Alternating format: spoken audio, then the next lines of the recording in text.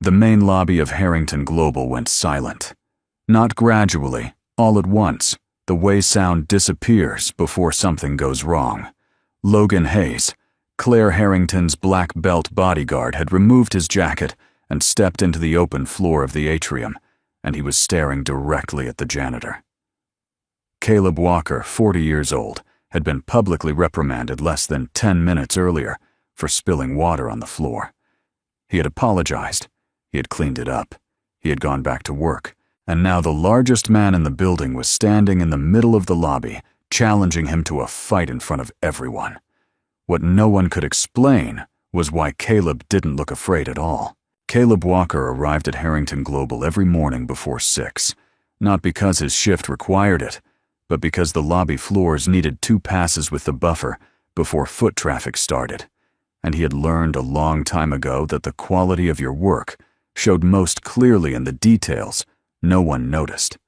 He had been doing this job for 3 years. Same building, same floors, same routine. He knew which elevator doors squeaked on the way to the executive floors, which bathroom on the 14th floor had a slow drain that maintenance kept deferring, and which stretch of hallway near the east corridor collected dust faster than anywhere else in the building.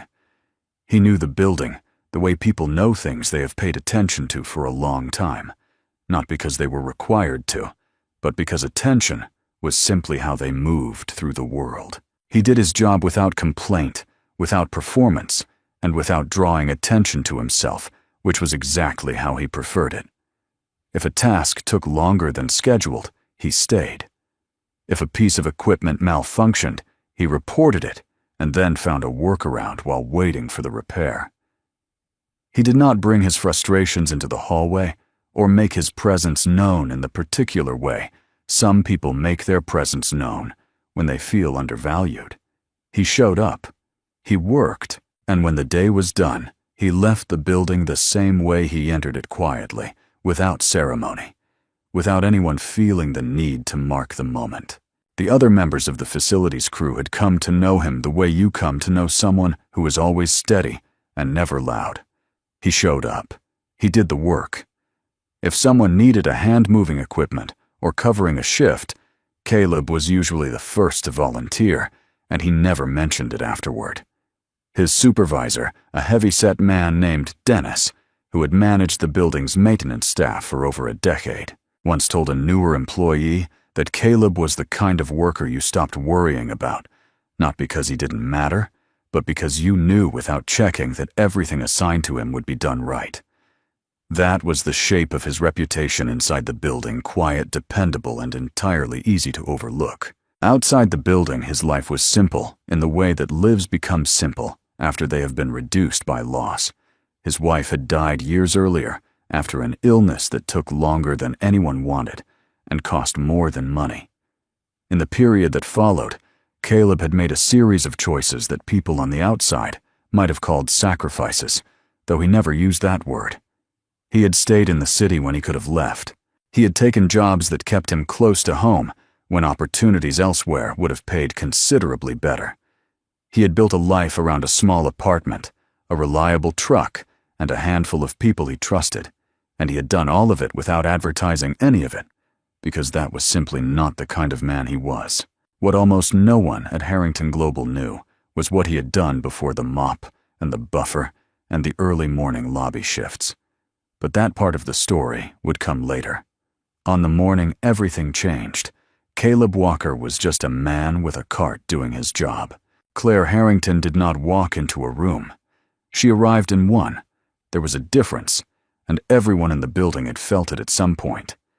She was 34 years old and had been running the company her family had built for the past 4 years, having taken the position earlier than anyone expected after her father's health declined. She was not handed the role easily. She had fought for the credibility that came with it, spending years proving to board members twice her age that she understood the business better than they gave her credit for. That fight had sharpened her into something efficient and precise. It had also made her demanding in a way that left little room for visible error.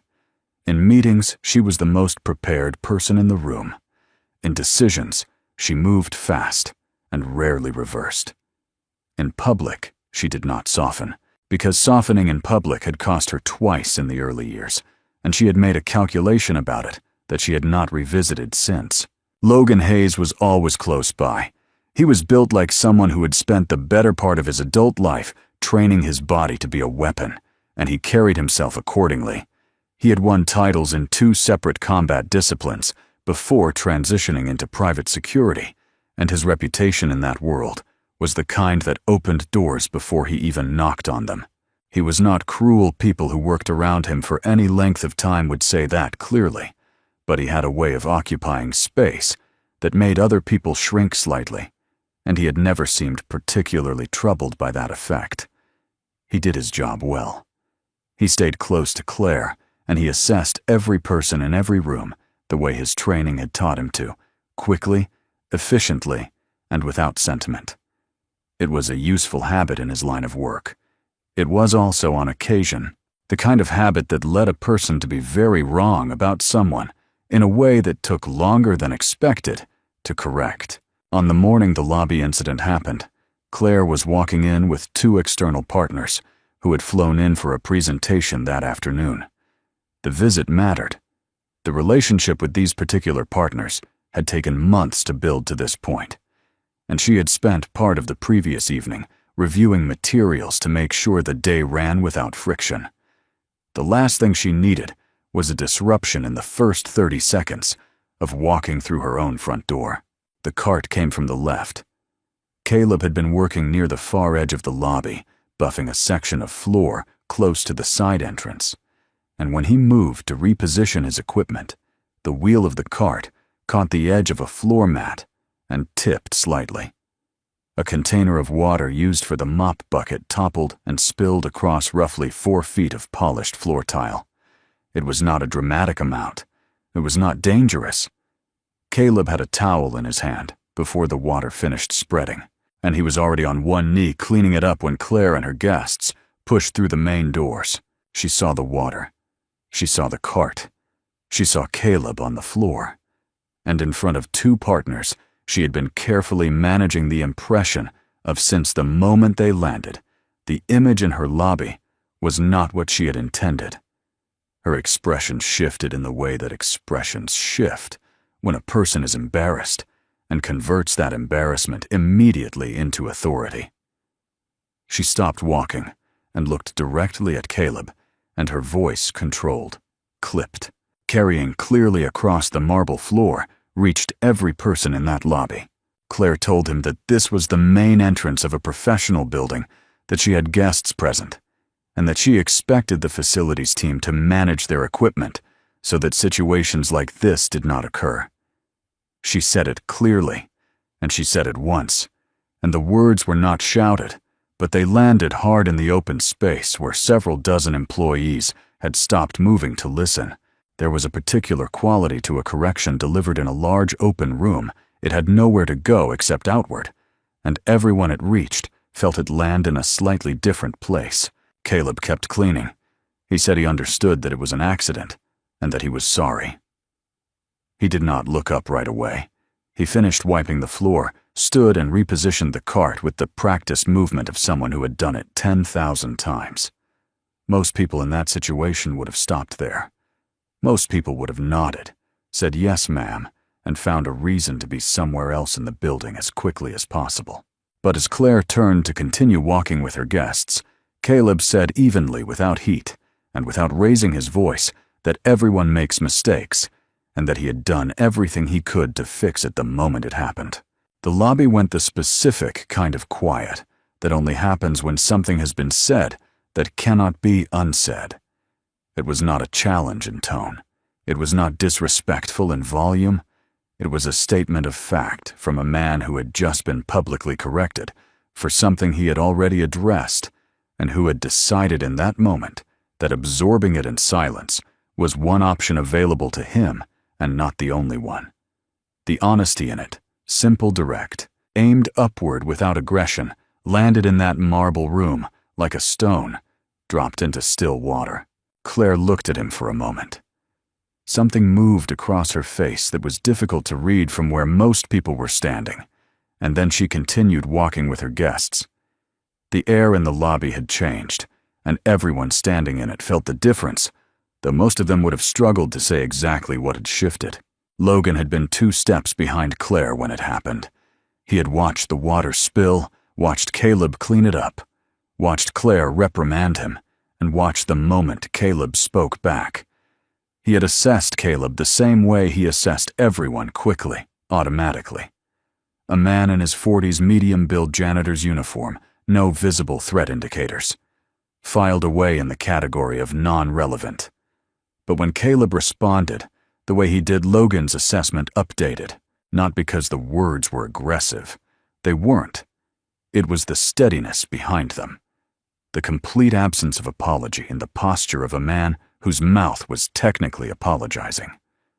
Logan had been trained to read people in high-pressure moments, and what he read in Caleb Walker in that instant was something he did not expect to find. In a man holding a mop composure that did not come from passivity, but from a place he couldn't immediately name. He filed that away, but it sat differently than the other things he filed. The internal company event had been scheduled for that afternoon for weeks, a quarterly gathering held in the building's training and multi-purpose facility on the 3rd floor, the kind of event that included brief remarks from leadership and a segment left open for team activities. It was informal by the company standards. Logan had attended several of them and knew the layout of the space well. About an hour after the lobby incident, Logan found Claire in the corridor outside the executive conference room, where her morning meetings were running. He told her he had an idea for the afternoon event, something that would reinforce the point that had been lost in the lobby. He proposed a sparring exhibition, open floor in front of the staff, framed as a friendly match. He named Caleb Walker as the other participant. The word discipline came up more than once in how he described it. A reminder, he said, about the way things worked in this building and who set the standards. Claire listened without much expression. She said that if it was kept professional and framed appropriately, she had no objection. That was enough for Logan. Word moved through the building the way word moves in any office, fast, distorted slightly, at each stop reaching the outer edges of the staff before the people at the center had even finished the conversation. By the time the morning meetings wrapped up, most of the building knew that Logan Hayes had challenged the janitor from the lobby to a sparring match at the afternoon event. The story traveled with the particular momentum of something that felt like it had an obvious ending, and most of the people who heard it believed they already knew what that ending was. Logan delivered the challenge to Caleb directly in the break room on the 2nd floor, just before noon. He was not theatrical about it. He stated it plainly. There would be a sparring segment at the afternoon gathering, and he was extending the invitation to Caleb to participate. He said it would give Caleb a chance to work through some of the tension from the morning. He said it in a tone that made clear the invitation was not one he expected to be declined. The break room had 3 other employees in it at the time. They did not pretend not to be listening. Caleb was eating lunch, a sandwich he had brought from home, sitting at a corner table near the window, still in his work uniform. He listened to everything Logan said without interrupting. When Logan finished, the only sound in the room was the low hum of the refrigerator in the corner. Then Caleb looked up, met Logan's eyes directly, and said he would be there. That was all he said. No questions, no visible hesitation. He picked up his sandwich and took another bite, and Logan, who had expected at minimum some sign of discomfort, walked out of the break room with the distinct and mildly unsettling feeling that the exchange had not gone the way he had planned, though he could not have said precisely why. The 3 employees in the break room spent the remainder of the afternoon telling everyone they encountered what they had witnessed. The version they told centered on Caleb's calmness in a way that produced 2 different reactions. It made some people curious, and it made others more certain than ever that the man simply did not understand what he had agreed to. Logan Hayes did not lose. That was an established fact in the building, the kind of fact that forms through reputation and hardens into assumption over time. He was bigger, trained, titled, and entirely prepared. By 3 o'clock that afternoon, the question most people were circling was not whether Caleb would struggle, It was how quickly. Caleb finished his shift. He cleaned what needed, restocked what needed restocking, and clocked out at his regular time before heading to the 3rd floor, where the afternoon event was already underway. He walked in the way a man walks when he has somewhere to be, not hurried, not braced. The room registered his arrival and adjusted around it the way rooms adjust when the thing everyone has been waiting for finally walks through the door. The 3rd floor multi-purpose space had been arranged for the quarterly gathering, the way it always was. Chairs pulled into loose rows, a small stage area at the front tables, along the wall, with food and drinks that most people had ignored until the formal portion ended. By the time Caleb walked in, the room held somewhere between 150 and 200 employees. The company remarks had wrapped up faster than usual, as if everyone in the room had tacitly agreed to move through the scheduled portion quickly and get to the part that actually mattered. The energy had the specific charge of a crowd that has already decided something is going to happen and is now simply waiting for the moment to confirm it. Logan was already on the open floor near the center of the room. He had removed his jacket and folded it over the back of a chair with the kind of deliberate care that was itself a statement. He was moving through a slow warm-up, rolling his shoulders, working through his footwork in a tight square.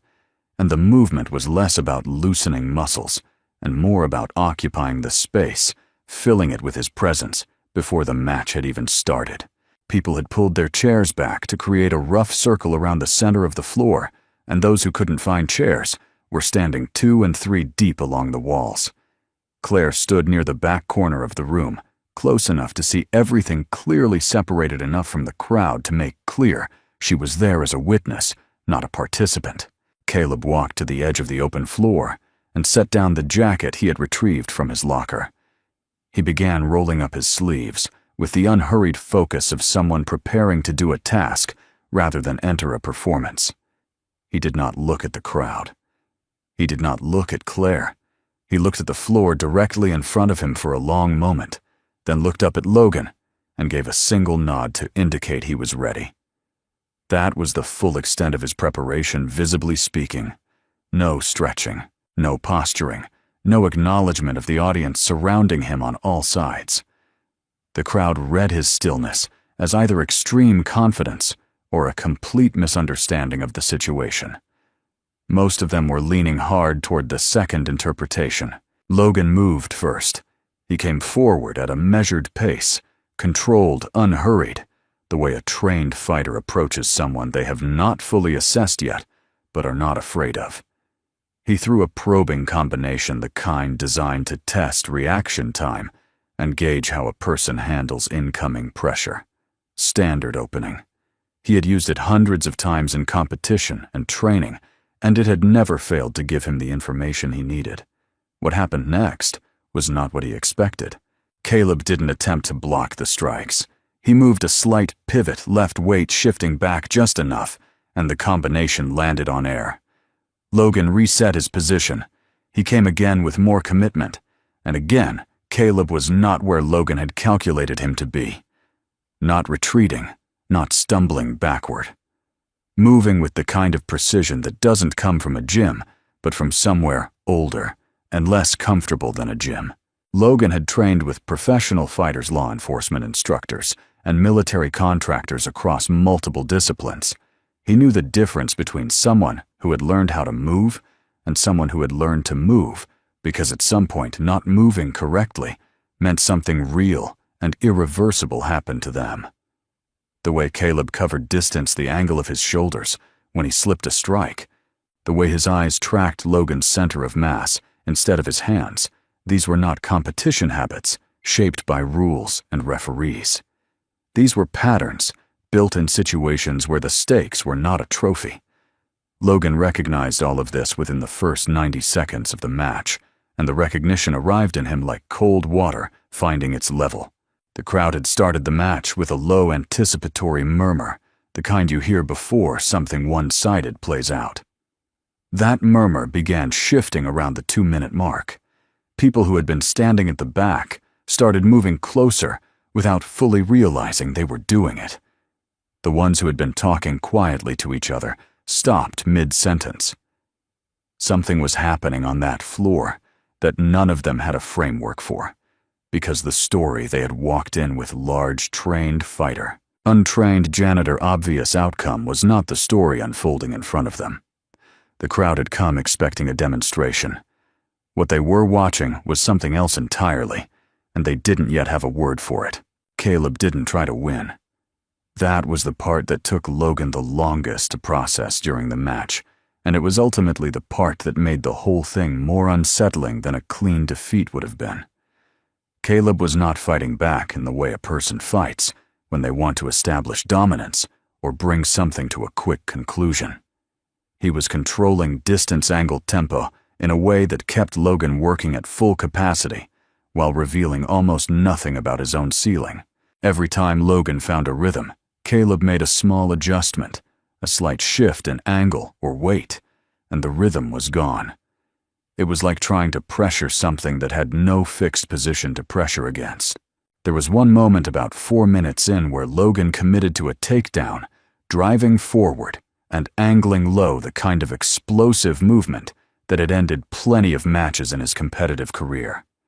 Caleb sidestepped it with a movement that looked almost effortless, and in the half-second that Logan was off balance and exposed, Caleb had clear position to do significant damage. He didn't take it.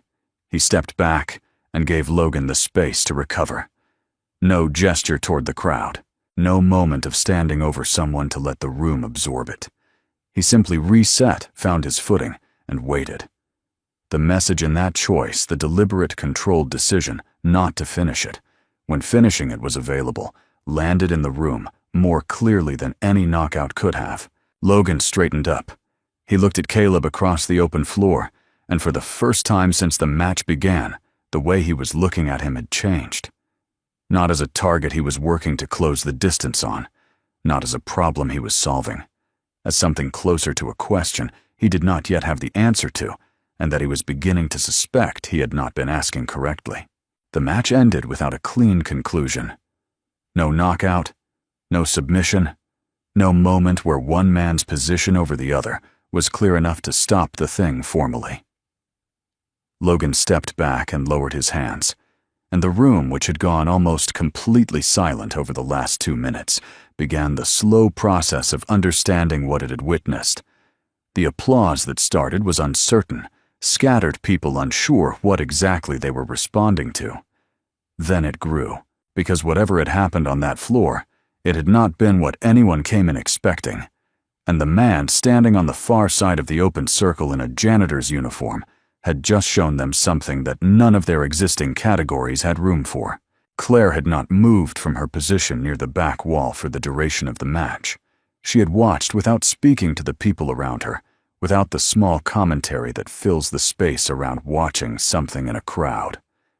What she felt during it was harder to name than what she had felt that morning.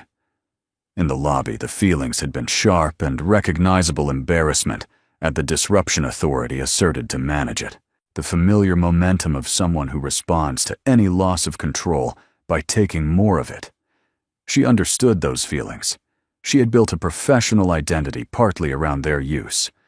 But watching Caleb Walker move on that floor, absorbing pressure without breaking, controlling without escalating, choosing restraint at every point where aggression was available to him, she felt something shift in the certainty she had carried into the room. She could not name it precisely, but it was there, and it was not small. Logan found Caleb in the corridor outside the event space afterward, while most of the staff were still inside working through what they had seen. Caleb was pulling his jacket back on and looked the same as he always looked, unhurried, unaffected, giving nothing in particular away. Logan walked up to him and said directly, and without any setup that he wanted to understand, who he was actually dealing with. Not as a challenge, as a straight question from someone who had just received a data point that did not fit the picture he had been working from. Caleb said he was a facilities worker at Harrington Global. Logan said that was not what he was asking about, and Caleb understood that, and after a moment, He said that before this job, there had been a long stretch of time spent in uniform military service. Years of it, followed by specialized training that he did not go into detail about. He said it the way people state facts. They do not feel the need to perform flatly, without preamble, as information, rather than biography. Logan asked why he was here in this job in this building. Caleb said that after the service, there were people in his life who needed looking after, and that the location had mattered more than the title. He did not add to that, and Logan did not push.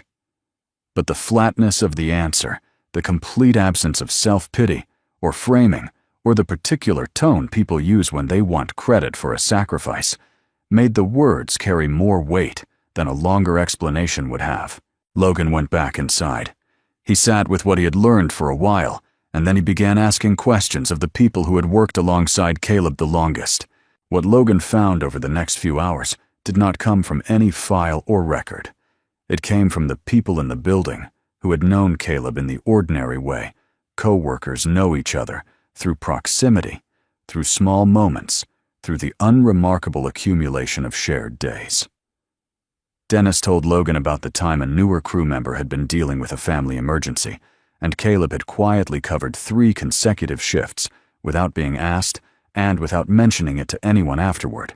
A woman from the administrative team on the 7th floor told Logan that Caleb had noticed months earlier that she had been eating lunch alone in a stairwell to avoid a difficult situation on her floor.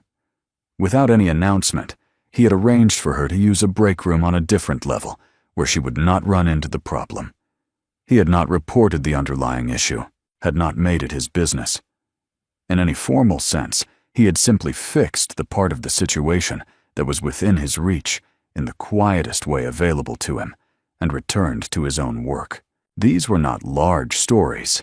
They did not have dramatic arcs or satisfying conclusions.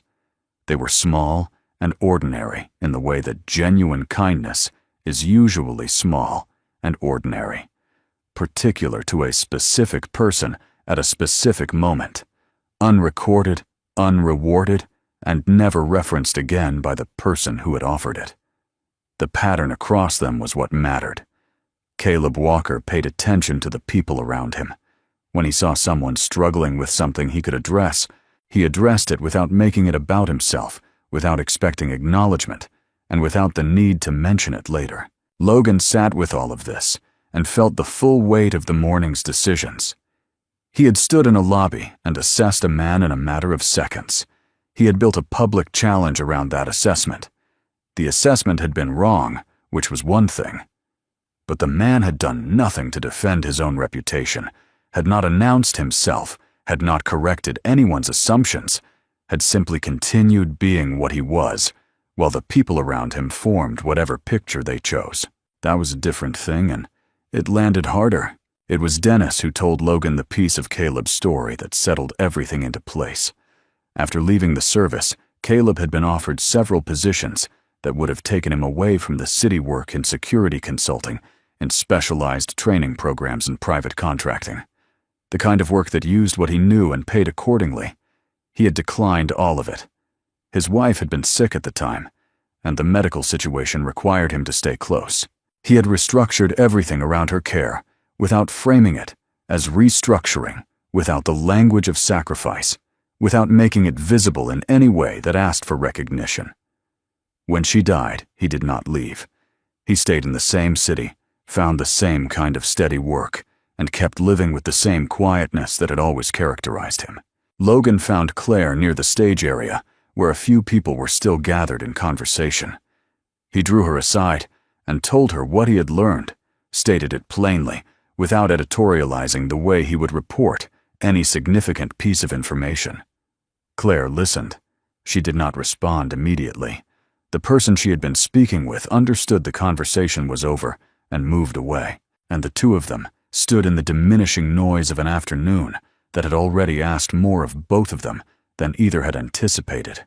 What Claire felt was not complicated, but it was heavy in the specific way that clarity can be heavy. She had walked into her building that morning with guests and a prepared agenda and 4 years of hard-built authority. A man had spilled water on the floor. She had treated that as a visible failure, requiring public correction aimed at a person whose full context she had never taken a moment to consider. And the person who had stood there and absorbed that correction had turned out to be someone who had given years to his country, years to his wife, and then years of quiet, unrewarded work to the people around him without ever standing in a room and asking anyone to know it. The discomfort in her chest was real. It was the specific feeling of someone who had been operating from a position of fairness to themselves for a long time and had just encountered a situation where that was not the same thing as being fair. The all-staff meeting was called for the following morning. Claire had requested it through her executive assistant the night before, and the calendar invite went out to the full company at 9 in the evening, unusual enough in its timing that people noticed before they had even read the subject line. The subject line said only, "Company address mandatory attendance." No agenda, no context. By the time employees began arriving the next morning, the speculation had already been running for hours across texts and emails and the particular kind of hallway conversation that happens when people are trying to get ahead of something they do not yet understand. Most assumed it was about the sparring match. Some believed Caleb was about to be let go for the lobby incident for accepting the challenge, or for some combination of the two. A smaller number thought Claire was going to address Logan's conduct. Almost no one predicted what actually happened. The main auditorium on the second floor filled without difficulty. Claire walked in while people were still finding seats, which was not her usual approach. She typically waited until a room had settled before she entered it, which gave her arrival a particular quality of control. Today she came in early, walked to the front without her usual staff presence flanking her, and stood at the edge of the stage without notes in her hand. Logan was positioned along the right wall of the room, not near her, not in his usual place close to her shoulder. He had placed himself among the general staff, which several people noticed, and quietly pointed out to the people standing next to them. Caleb was near the back. He had arrived early out of professional habit facilities. Staff typically prepared event spaces before anything began, and he was standing against the rear wall with his arms at his sides, watching the room fill the way he watched most things, without apparent investment in the outcome, without the tension of someone who knows they are at the center of what is about to unfold. Claire spoke without preamble. She said that the previous day had not gone the way she intended, and that she was not referring to the afternoon. She said she was referring to the morning, specifically to the way she had handled a moment in the lobby that had been minor in reality, and that she had made consequential through her own response to it. She used the word consequential deliberately, in the way a person uses a word they have spent time in the night locating precisely. She did not mention the external guests as context. She did not reference the pressure of the day or the agenda she had been managing. She built no structure of explanation around her behavior designed to soften its edges before the central point arrived. She said that she had spoken to an employee in a way that was disproportionate and public, that the employee had not deserved it, and that she was sorry. The room held approximately 230 people. The silence in it at that moment had a particular texture, the kind that forms when an audience realizes it is watching something real rather than something prepared. Claire had led this company for 4 years. In that time, she had been sharp and effective, and occasionally difficult, and consistently in control of how she was perceived in any room she entered. What she was doing at the front of the auditorium right now did not match the version of her that most of the people in those seats carried. Some shifted in their chairs. Some looked at each other. A significant number turned without fully intending to toward the back of the room where Caleb was standing. Claire looked in the same direction. She said his name clearly Caleb Walker and said that she owed him a direct apology and was delivering it in front of the same people who had witnessed her original behavior, because that was the only form of the apology proportionate to what had been done publicly. She said she had treated him as a problem to be managed rather than as a person doing his job. and that no version of good leadership accommodated that kind of behavior, regardless of the circumstances surrounding it. The room held its quiet. Caleb from the back wall gave a single nod. His expression did not substantially change, but it was not closed. There was something in it that received what had been said without performing the receiving of it, which was its own kind of integrity. Logan moved from his position along the wall toward the front of the room without waiting for a transition. When he reached the front, he turned to face the staff rather than standing beside Claire. He said that he had issued a challenge the day before, that he had called a friendly match, but that in the way he had constructed and delivered it friendly was not the accurate word. He said he had made a decision about Caleb Walker within seconds of the lobby incident, based on what Caleb was wearing and what his job title was, and that the decision had been wrong.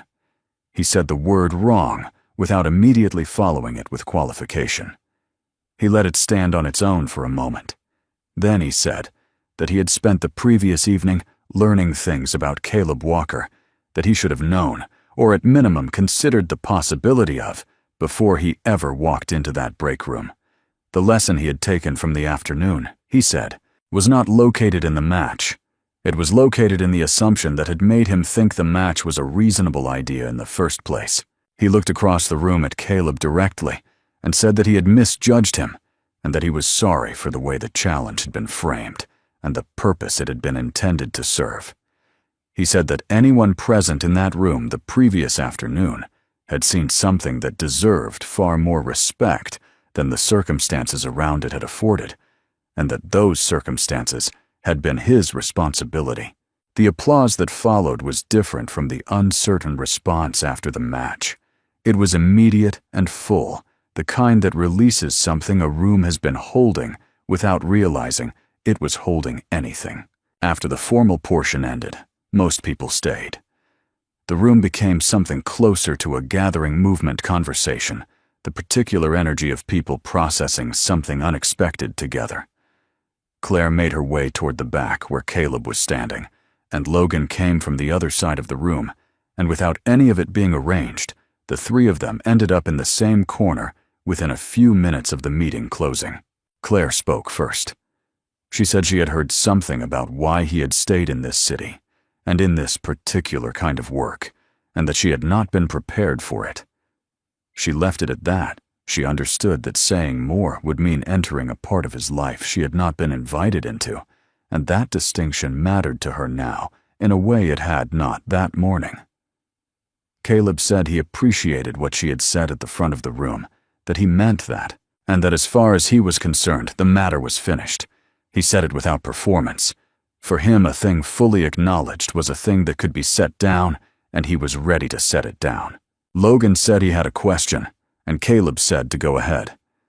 Logan asked what the specialized background had actually involved, because what he had seen on the floor the previous afternoon was not the product of standard military fitness training, and he wanted to understand it accurately rather than assume. Caleb said it was a longer conversation than the current setting called for, but that if Logan wanted to have it, he would make time for it. Logan said he did. There was something in the exchange, brief, direct, without any noise around it, that was the beginning of a different kind of regard between two people who had just spent the previous 24 hours on opposite sides of something, and were now standing in the same corner, both of them having arrived there changed. Claire watched the two of them and felt something she did not immediately name. It was close to relief, but heavier. Then relief, the specific weight of having made a real mistake, and then moved through the full process of correcting it, not just signaling the intention to correct it. She had been in enough rooms with enough leaders to know that most people in her position stopped at the signal. They announced the correction and moved on and called the matter resolved. She had done something different this morning, and standing in this corner, watching Logan and Caleb find the beginning of something that looked like mutual respect, she felt the difference between those two approaches more clearly than she ever had from the outside of one. In the weeks that followed, things changed at Harrington Global in ways that were visible and in ways that were not. The visible change came from Claire. She initiated a company-wide program built around what she described internally as dignity across all levels, a title dry enough that it undersold what the effort actually involved. It included mandatory training for managers on how authority was exercised in public settings, a functional anonymous reporting system for workplace conduct, with real consequences attached rather than the procedural appearance of them, and a structured series of listening sessions where frontline staff could raise concerns directly with senior leadership without their immediate supervisors in the room. Claire did not publicly connect the program to the lobby incident. She did not need to. People understood the origin without being told, and that understanding made the initiative more credible. It was clearly rooted in something real rather than constructed for appearance. Logan's change was quieter and more personal. He contacted a veterans support organization working in the city and began contributing to a mentorship program focused on helping former service members navigate the transition into civilian corporate environments, a transition that was more disorienting than most people on the receiving end of it were prepared for, because the culture and the communication norms and the entire structure of how value was recognized were often completely unlike anything the military had prepared them to read. He did not announce this through company channels. It became known gradually through the people he was working with directly, and several employees at Harrington Global, with their own service backgrounds, found out, and came to him, and those conversations became their own ongoing thing that did not require a program name or a formal structure to sustain itself. Dennis mentioned to a few people that Caleb had been offered a different position within the company, something in operations coordination, a title, change, a meaningful pay increase. He mentioned it because he assumed people would want to know, and because Caleb had said nothing about it to anyone. What Dennis reported was that Caleb had considered it and declined, saying he was good where he was. Some people found that hard to understand. Others found it the most consistent thing about him they had encountered yet. Caleb kept arriving before 6.